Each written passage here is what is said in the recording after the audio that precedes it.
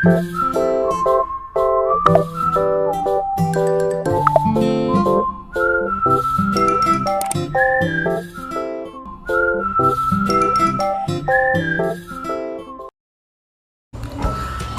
warahmatullahi wabarakatuh. Perkenalkan, kami dari kelompok 1 yang beranggotakan pertama, Anissa Fitria Jasmine Putri, kedua, Hani Nur Haziza Munti, ketiga, Intan Cahyani, keempat, Jania Arinta, kelima, Fran Yulian. Baiklah, di sini saya Intan Cahyani akan membahas mengenai apa itu KB. KB atau biasa disebut Program Keluarga Berencana adalah program skala nasional untuk menekankan angka kelahiran dan mengendalikan pertambahan penduduk di suatu negara. Program KB juga secara khusus dirancang demi menciptakan kemajuan, kestabilan, dan kesejahteraan ekonomi, sosial, serta spiritual setiap penduduk di dalam negara tersebut. KB juga berarti tindakan yang membantu individu atau pasutri untuk mendapatkan objektif-objektif tertentu, misalnya menghindari kelahiran yang tidak diinginkan, mendapatkan kelahiran yang diinginkan, mengatur interval di antara kehamilan, dan menentukan jumlah anak dalam keluarga. Dapat disimpulkan bahwa KB adalah pengaturan rencana kelahiran anak dengan melakukan suatu cara atau alat yang dapat mencegah kehamilan. Wujud dari program Keluarga Berencana atau KB ini adalah pemakaian alat kontrasepsi untuk menunda atau mencegah kehamilan, yang mana dapat saya beri contoh alat kontrasepsi tersebut seperti kondom, pil KB, iud, suntik, KB implan atau susuk, vasektomi, dan tubektomi atau KB permanen. Sebagai contoh di negara lain seperti Amerika Serikat, yang mana mempunyai program KB yang biasa disebut dengan Planned Parenthood, yang mana ada dua kata yang berhubungan dengan keluarga berencana ini atau KB dalam perspektif Islam. Yang pertama, pembatasan kelahiran atau yang biasa disebut dengan tahdid an-nas. Yang kedua, pengaturan kelahiran atau tanzim an-nas. Baiklah, pada slide kedua saya akan membahas mengenai pendapat para ulama yang memperbolehkan dan melarang KB, yang mana dalam pelaksanaan KB ini diperdebatkan oleh kalangan ulama. Di antaranya ada ulama yang memperbolehkan dan ada juga ulama yang melarang mengenai pelaksanaan KB ini. Di antaranya ulama yang memperbolehkan KB ini sendiri adalah Imam Ghazali, Syekh Al-Hariri atau Mufti Besar Mesir, Syekh Mahmud Syahtut, dan Syahid Sabik. Dan Imam Ghazali ini memberikan penjelasan bahwa ia tidak melarang dengan mempertimbangkan kesukaran yang dialami seorang ibu disebabkan sering melahirkan dengan motif menjaga kesehatan, menghindari kesulitan hidup, dan menjaga kecantikan si ibu. Dan Syekh Al-Hariri memberikan ketentuan bagi individu dalam pelaksanaan KB, diantaranya meliputi 1. Untuk menjarangkan anak, kedua, untuk menghindari penyakit bila ia mengandung, untuk menghindari kemudaratan bila ia mengandung dan melahirkan dapat membawa kematiannya atau secara medis. Yang ketiga, untuk menjaga kesehatan si ibu karena setiap hamil selalu menderita sesuatu penyakit atau penyakit kandungan. Dan yang keempat, untuk menghindari anak dari cacat fisik bila suami atau istri mengidap penyakit menular seksual. Dari Syekh Mahmud Syahtut membedakan konsep, yaitu seperti pembatasan keluarga atau tahdid al-nas, yang mana itu merupakan upaya membatasi kelahiran dengan tujuan untuk memperkecil atau membatas si keturunan secara permanen dalam jumlah tertentu dengan menggunakan sarana tertentu. Yang kedua, pengaturan atau perencanaan keturunan atau tanzim al-nas, yang mana ini berarti diumpamakan dengan menjarangkan kelahiran karena situasi dan kondisi khusus, baik yang ada hubungannya dengan keluarga yang bersangkutan maupun dengan masyarakat dan negara. Yang keempat itu ada Syahid Sabik. Ada dalam fikih as-sunnah juga memperbolehkan seseorang untuk melaksanakan KB dengan alasan sang seorang ayah adalah seorang fakir, tidak mampu memberikan pendidikan pada anak-anaknya, dan sang ibu adalah orang yang dhaif atau lemah. Jika terus-menerus melahirkan, maka ia akan menimbulkan penyakit dalam dirinya. Sementara itu, seperti yang saya jelaskan di awal, ada salah satu ulama yang melarang mengenai pelaksanaan KB, yaitu adalah Abu Abu Ala al-Marudi, yang mana ia berasal dari Pakistan. Menurutnya, pembatasan kelahiran adalah bertentangan dengan ajaran Islam. Islam merupakan suatu agama yang berjalan sesuai dengan fitrah manusia, dan barang siapa yang merubah atau menyalahi fitrah, maka ia telah menuruti perintah setan. Di samping itu, pendapat tersebut, para ulama yang menolak KB menggunakan dalil seperti, dan janganlah kamu membunuh anak-anak kamu karena takut kemiskinan. Kami akan memberi rezeki kepadamu dan kepada mereka. Yang mana dalil ini terdapat pada Quran Surah Al-Isra ayat 17 sampai dengan 31. Pendapat tersebut menyatakan bahwa program KB melalui pembatasan kelahiran merupakan hal yang tidak dibenarkan dalam agama Islam, karena hal tersebut telah menyalahi fitrah manusia, apalagi hanya karena takut akan kemiskinan, dan merupakan bahwa Allah yang Maha memberi rezeki. Baiklah, pembahasan mengenai slide selanjutnya akan dibahas oleh rekan saya, yaitu Fran Yulian. Perkenalkan, saya Fran Yulian akan melanjutkan materi dari teman saya, yaitu Intan Cahyani. Di sini saya akan membahas tentang KB menurut hukum positif yang ada di Indonesia. Dasar hukum keluarga berencana yaitu berdasarkan Undang-Undang Nomor 52 Tahun 2009 tentang perkembangan kependudukan dan pembangunan keluarga, sebagaimana tercantum dalam pasal 20. Keluarga berencana dilakukan untuk mewujudkan penduduk tumbuh seimbang dan keluarga berkualitas. Pemerintah menetapkan kebijakan keluarga berencana melalui penyelenggaraan program keluarga berencana. Keluarga berencana adalah upaya mengatur kelahiran anak, yaitu dengan jarak dan usia ideal melahirkan, mengatur kehamilan melalui promosi, perlindungan, dan bantuan sesuai dengan hak reproduksi untuk mewujudkan keluarga yang berkualitas. Pengaturan kehamilan adalah upaya untuk membantu pasangan suami istri untuk melahirkan pada usia yang sangat ideal, memiliki jumlah anak, dan mengatur jarak kelahiran anak yang ideal dengan menggunakan cara ataupun alat dan obat kontrasepsi. Terus, apakah KB itu tidak bertentangan dengan hak asasi manusia? Menurut saya sendiri, selama KB tidak dilakukan untuk melakukan pemandulan yang dilakukan secara terpaksa, maka diperbolehkan saja. Namun apabila sesuatu KB tersebut dilakukan dengan ada daya paksa oleh orang lain untuk melakukan pemandulan secara permanen, maka itu termasuk dalam pelanggaran hak asasi manusia.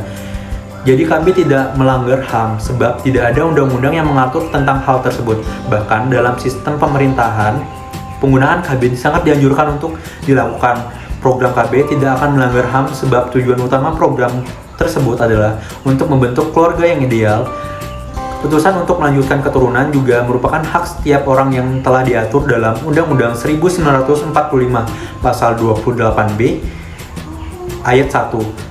Dan program KB juga tidak melanggar hak untuk hidup sebab KB itu untuk mencegah, bukan untuk membunuh. Jadi KB tersebut sangat dianjurkan dalam hukum Indonesia karena KB tidaklah bertentangan dengan hak asasi manusia, karena penggunaan KB di sini adalah sebagai pencegahan dan penundaan kehamilan sementara agar adanya waktu ideal untuk terjadinya sebuah kehamilan oleh seorang ibu. Baiklah, di sini saya Hanur Hazizah Munte akan memaparkan materi tentang alasan yang mendorong dilakukannya KB dalam Islam dan manfaat dari KB. Menurut Choli Nafis, dalam bukunya yang berjudul Fikih Keluarga, ada banyak alasan yang mendorong dilakukannya keluarga berencana dalam Islam. Namun, ada 3 hal utama, diantaranya adalah 1.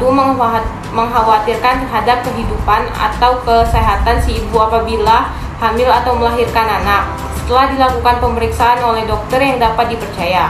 Sebab pada firman Allah yang artinya, dan belanjakanlah atau harta bendamu di jalan Allah, dan janganlah kamu menjatuhkan dirimu sendiri ke dalam kebinasaan, dan berbuat baiklah, karena sesungguhnya Allah menyukai orang-orang yang berbuat baik.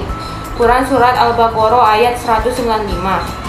2. Khawatir akan terjadinya bahaya pada urusan dunia yang kadang-kadang bisa mempersukar beribadah sehingga menyebabkan orang mau menerima barang yang haram dan mengerjakan yang terlarang justru untuk kepentingan anak-anaknya.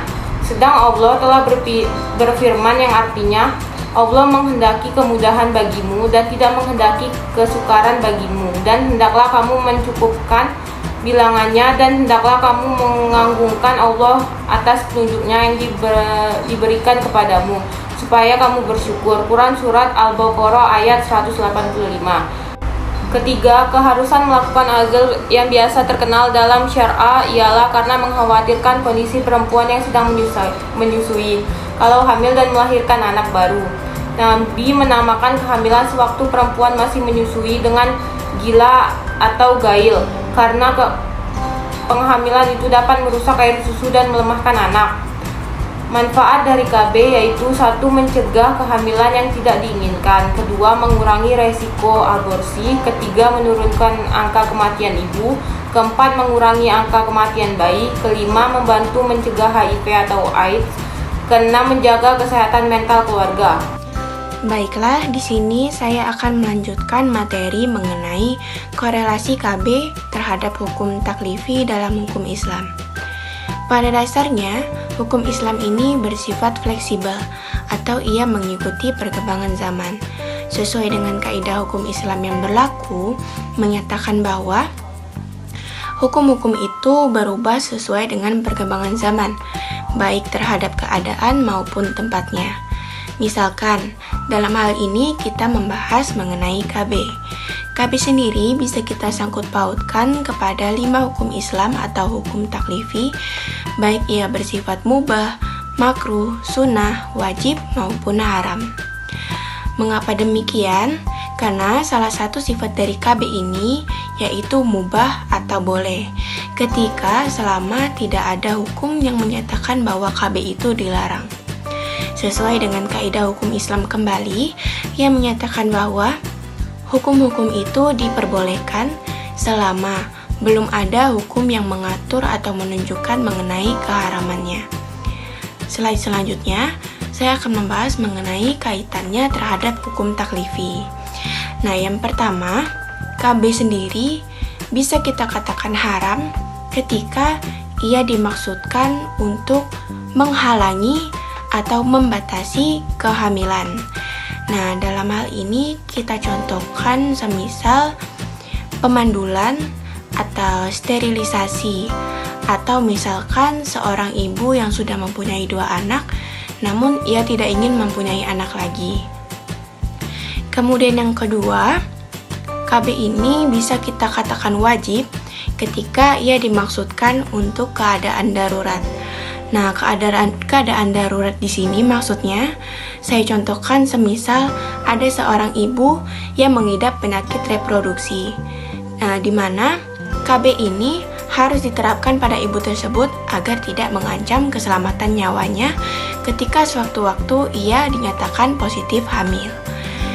Nah, dalam keadaan inilah KB itu wajib kita lakukan karena adanya keadaan darurat. Kemudian yang terakhir, KB ini bisa kita katakan mubah atau boleh ketika dimaksudkan untuk kemaslahatan tertentu.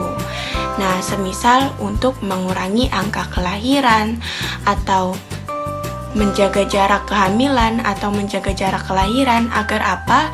Agar nantinya bayi yang dilahirkan itu dapat tumbuh dan berkembang dengan layak.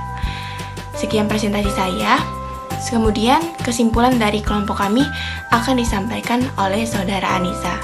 Kepada Anissa disilakan. Di sini saya Anissa Fitria Jasmine Putri akan menyimpulkan dari penjelasan-penjelasan yang telah disampaikan oleh teman-teman saya. Ditegaskan bahwa Islam menganjurkan umatnya untuk memperbanyak keturunan. Keturunan yang diinginkan ialah yang berkualitas, baik secara jasmani, ekonomi, ilmu, dan agama. Maka dari itu jarak kelahiran dan jumlah anak harus serius dipikirkan oleh setiap keluarga dan negara guna untuk menghasilkan keturunan yang berkualitas. Walaupun banyak pro dan kontra antara para ulama dalam menentukan apakah program KB ini diperboleh atau dilarang dalam umat agama Islam, menurut kami program KB boleh dilakukan asal tidak melanggar ketentuan-ketentuan hukum Islam seperti melakukan program KB dengan niat untuk memandulkan. Rasulullah SAW memperingatkan supaya perempuan tidak hamil bila dalam keadaan menyusui karena sangat membahayakan bagi si anak maupun si ibu. Terlebih bagi anak-anak itu sendiri perlu dirawat secara intensif, yaitu dengan diberi ASI selama 2 tahun. Program KB juga dapat memberikan kesempatan yang luas bagi seorang ibu untuk mendapatkan berbagai kegiatan yang lebih bermanfaat seperti menata kehidupan rumah tangga, dapat berpartisipasi dalam kegiatan kemasyarakatan, dan kegiatan seperti kegiatan sosial, pendidikan, ceramah, ibadah, dan lain-lain. Baik, sekian dari kelompok kami dengan tema keluarga berencana dalam perspektif hukum Islam. Mohon maaf apabila ada salah kata ataupun kesalahan dalam penyampaian materi yang kami sampaikan. Kepada Allah kami mohon ampun, karena sesungguhnya kesempurnaan itu hanya milik Allah. Kami pamit undur diri. Wassalamualaikum warahmatullahi wabarakatuh.